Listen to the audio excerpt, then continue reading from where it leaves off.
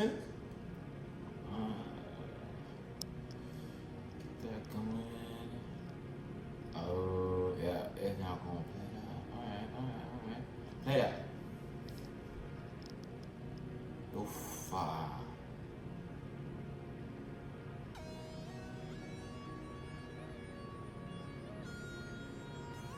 So let me rewind that, actually. Let me rewind that back. So, that's a firm, so that one, that's a firm landing. That's the only thing I could really say about that one.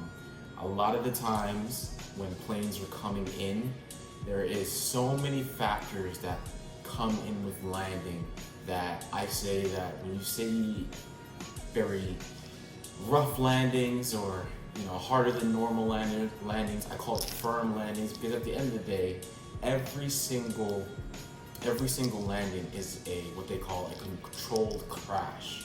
So what basically happens is you're basically having the plane still try to defy gravity while at the same time falling like a rock. So what I'll say about this one vid is that, a lot of these pilots that come in with a lot of these heavier planes have to combat a lot of different forces acting on the plane at once. So we can get back into this one. Next one up.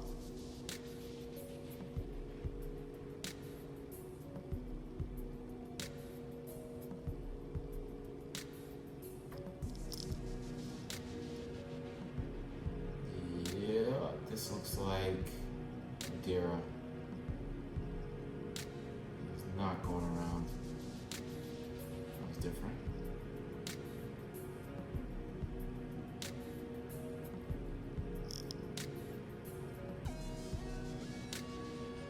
Oh, he's not making it.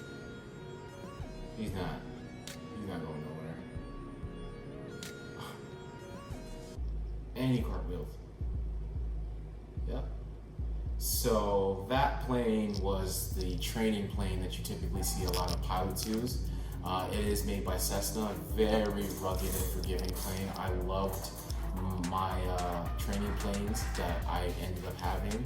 6379 Mike and 5357 Hotel. Like, they all have tail numbers at the end of it that you have as your call sign to when you're telling ATC on the radio what you're doing, where you're going, the things that you're doing. So it was good to see my plane, try to make a little takeoff in the snow. Snow takeoffs with no wind, near impossible.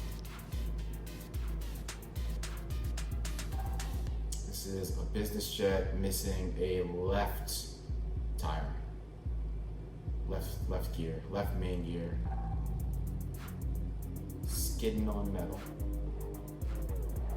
So when he landed, I figured he would shut down the engines, let the plane bleed off as much speed as he can, try to keep the plane turned in a way that it can not just skid off like that. But the most safest way to do it would be that way and let the plane just rest by itself. This one is a short field landing. So when you're landing on a short field, you're aiming literally right at the bars. So this one's coming in, wants to stop in the shortest amount of time. Perfect. You call that butter. So you do it by eye.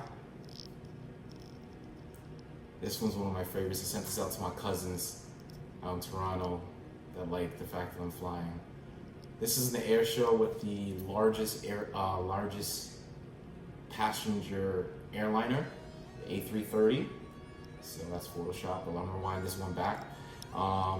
Basically taking all the speed that it possibly can off of the runway, pitching the nose up, and then just letting the speed build up and then get up into the air, and then you'll turn. This is Africa, I think. Oh, I'm probably butchering it, but nice little emergency landing. Now this one's a crosswind landing. 747, beautiful. So, is that LL? Yup, it's LL. It's all from the back tail. So, with crosswind landings, if you visualize a plane like this, it typically means that the airflow, like planes land into the wind because it's the best chance for the best airflow, so you get the most lift. The principles of flying is thrust, weight, drag, and lift. So all those forces, like I said from before, are working on the plane to actually, navigate and move through 3D, third dimension space. So as you're landing, the plane's supposed to go straight, but you might have a quartering wind coming from the left or the right. You never really want to land with a tailwind, some planes do. But typically, if you're trying to keep that headwind straight on your nose, you turn the plane just ever so slightly, or on a bigger plane. In my experience, crosswind landings, your body is like this to the side, and you're looking this way at the runway, so you're basically just skidding. It's either a skid or you're into like a little bit of a slip of skidding the plane just so much that when you get down there, you don't load too much on the left, you don't load too much on the right, because at the same time when you turn back the plane and you level the wings, the underside of one of the wings might get carried up. So that's why you see at the very, very last second, you see the pilot get the mains down and then automatically start using the rudder, the tail of the plane, to get yourself oriented back straight. So it's a good crosswind landing by these guys.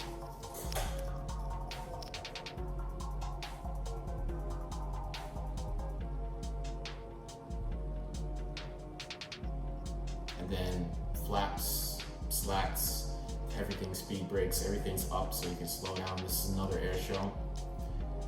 Straight up. I call it putting the plane on its neck. Another slight crosswind landing. Anytime that you see that the body of the plane is like leaning in one direction or the other, this guy's trying to take off on the water. Didn't make it work. Beach like a whale.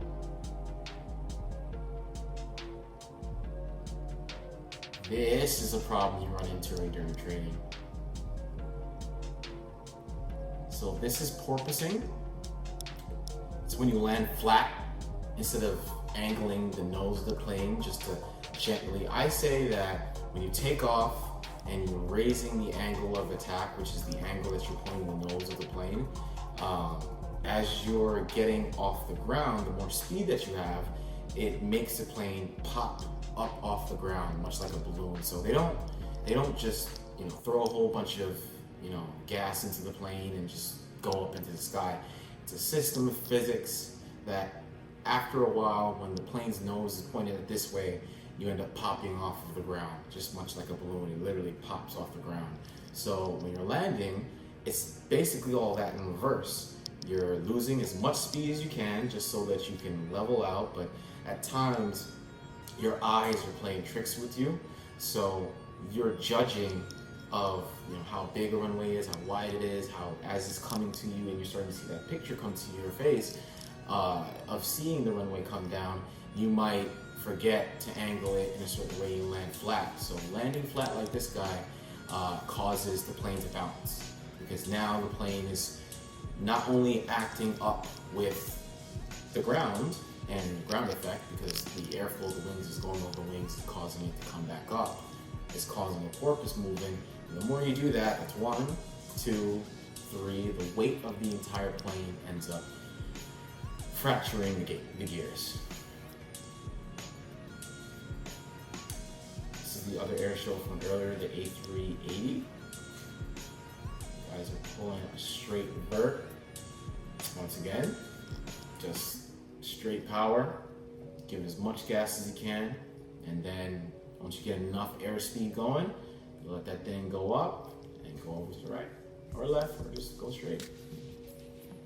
It's just so they can sell the plane, so it's like a trade show. All right. Oh, it right there. This one. So the engines of this particular plane are pointed more closer to the ground, and he basically started taking off in a section that you're not supposed to really do ground rolling or anything like that, just from the markers I was seeing from the back there. But yes, really undeveloped.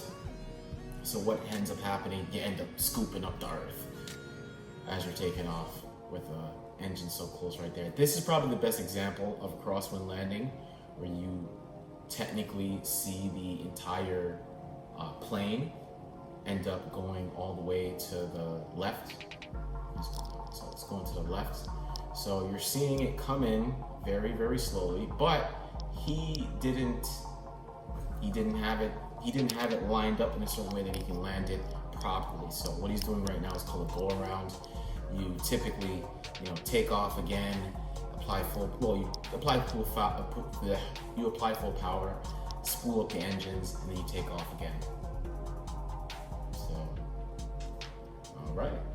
I think we can stop it right here after the C-17 takes off. Once again, these big body planes know how to take off. And you ask them to get up and go. So I'm gonna end it right there. Like I said, like, share, and subscribe. Really appreciate you guys coming through and watching my videos. And at any given time you guys want to hit me up or anything like that, just hit my line at DJTroy23. Once again, peace.